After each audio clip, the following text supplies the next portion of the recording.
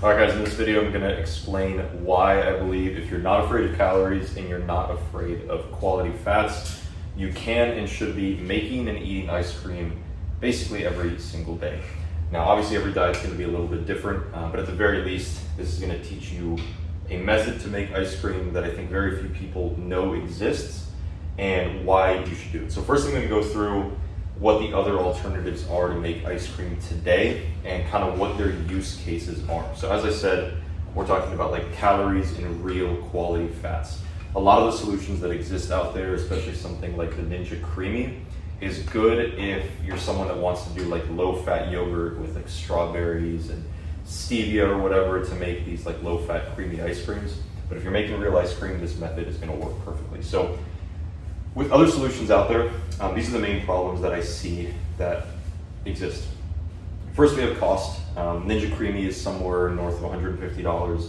There's also much more expensive machines you can get for industrial restaurant use as well as at-home use that are $300, $500, even close to $1,000. They're big, they're heavy as well. Some of these use air compressors, so you need to plug them into the wall. Some of them use a pre-freezing method, which uses a very large, heavy, bulky item, and in some freezers they might not even fit super well.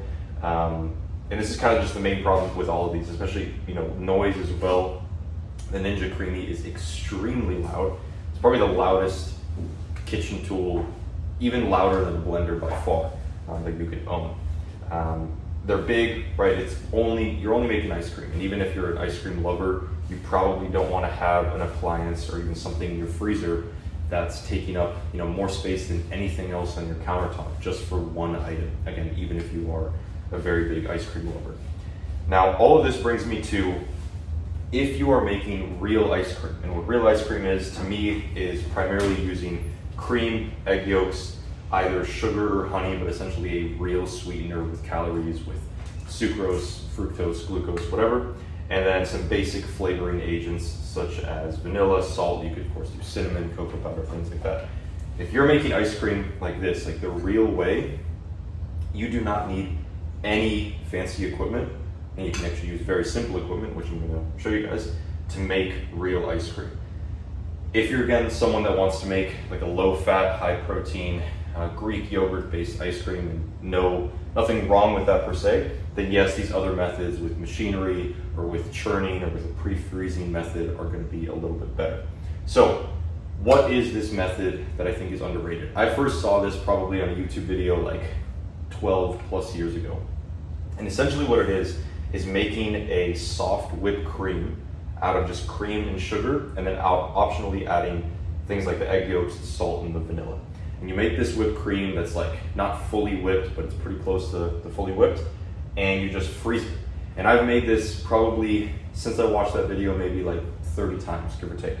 And sometimes it works better than other times, and there's a few factors that play into it, and I think that this device, which right now I just bought off of Amazon, but I want to make into a product, is kind of the ticket to the perfect, all-in-one, simplest could be solution. So what that solution is, or first what the problem is that we can then solve, is when you make this method, it's very common, especially in freezers that are too cold, for when you put it into your container, whether it's a glass container or worse would be a plastic container, the outside freezes so quickly and so hard that you end up with an ice cream that's basically a rock on the outside, and in the middle has a small chance of still being a little bit soft and a little bit scoopable. It ends up just being like a frozen dairy hockey puck, essentially. So that's the main problem. It's the ice crystals are growing too big and they're growing too quickly, is my understanding, and they end up just freezing the whole thing. So what this is, which is this drawing right here, is simply a double wall insulated stainless steel container. Now this specifically was a mug. I broke off the handle just to make it fit a little bit easier in the freezer. And what it is, it's just insulation, right? It's just like a hydro flask or any sort of thermos. These walls are probably, 3/16 of an inch thick. So they insulate pretty well. The lid as well, this is very important that the lid is insulated. You can see the thickness of that. That'll prevent it from freezing too fast.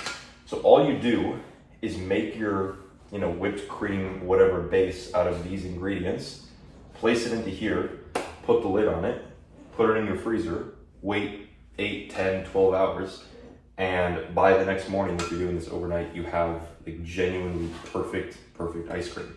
I've done this experiment now 3 times. Every single time it's came out fully scoopable. And this to me is just perfect for, like I was saying before, with like, you're not afraid of calories, you're not afraid of like real sugar, and quality fats. Like these are all quality fats, if you know that seed oils are garbage.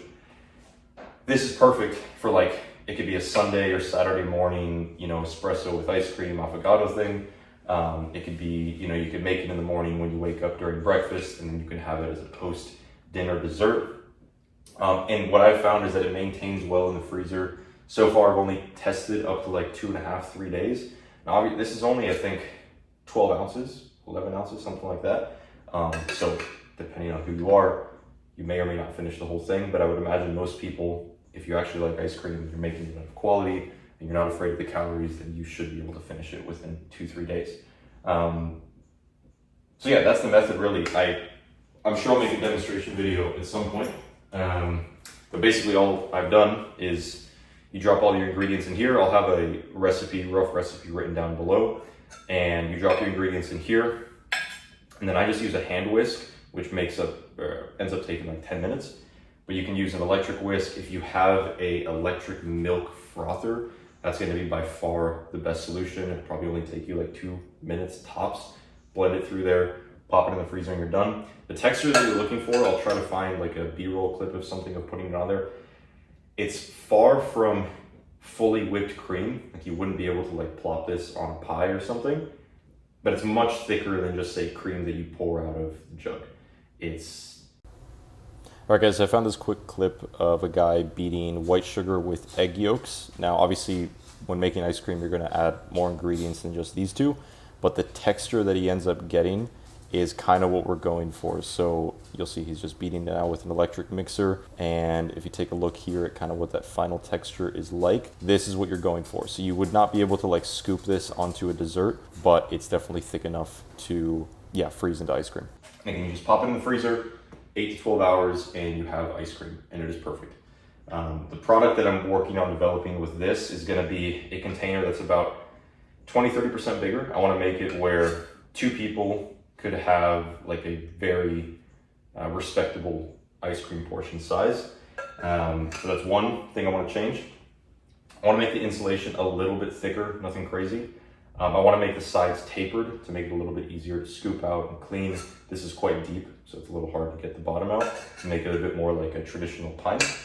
I want to include, and these are coming in through Amazon now and I have to bend them, a hole through the top of the lid with a little kind of churning device. So this would give you a little bit more flexibility to churn and mix while it is still freezing to prevent larger ice crystals.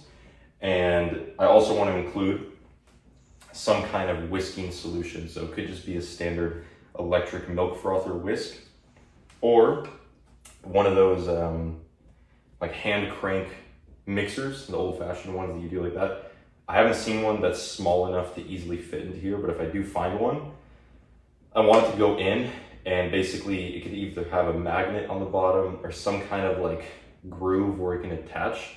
That way you would very easily insert it, it would hold its position, and then you would just crank it like that. And again, all of these solutions, whether it's the electric whisk or the hand crank, is gonna take this whisking from taking like, I don't know, 8 minutes or so to under 2 minutes easily with just moving your hand like this or just flicking the on switch and turning it on. Yeah, so that's basically it. If you guys want to make this at home, obviously I'm going to be making the product, but no reason you can't try it at home now. Just get yourself a stainless steel insulated container. I like that this is fully stainless steel. There's not a shred of plastic or silicone or anything, which means the lid is not leak proof, but for this it doesn't really matter. Just get yourself one of these.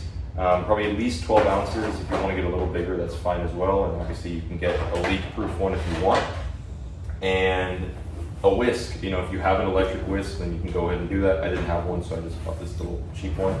And that's basically it. Like I said, I'll have a recipe down below to give it a try. This is still kind of in like beta testing to see exactly like what I need, or the sizing, the ratios and everything, but it gets the job done. It's pretty darn good, and you can save a lot of money. As you probably know, Hagen is like $6 a pint, and the more fancy ice creams are $7, $8, $9, $10 a pint.